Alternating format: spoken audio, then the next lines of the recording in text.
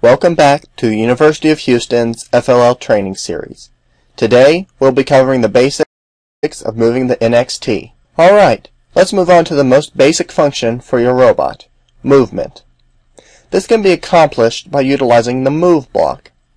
The move block tells the robot to move one or more motors. You can control the way the robot moves by changing values in the options panel. So let's open a new program, and here I plop down a move block into the active area. So let's do a breakdown of the options for the move block. On the top left of the panel is the motor port selection. By default, it is set for ports B and C. You can change the ports if you'd like, but I suggest that you keep it on the defaults for simplicity. Below that is the direction control. This is used to control which directions the robot moves.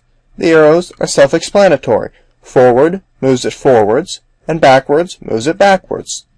Stop gives the all-stop command. Next comes the steering wheel. It is used to control the direction at which the robot turns. We'll cover more on that in another video. To the top right is the power control. This is in charge of the speed of the motors. We recommend keeping it at the default, but most likely you'll need to change it to fit your needs. Below is the duration box. This sets the duration that the movement lasts. We'll go more on to that in the next section. Finally, the next action box defines whether the robot brakes or coasts before the next block in the program.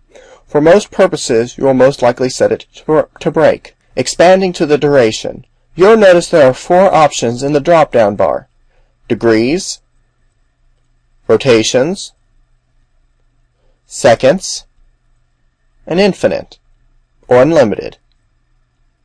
So which one should you use? Well, we can cross out infinite and seconds because infinite never stops and the other relies on time.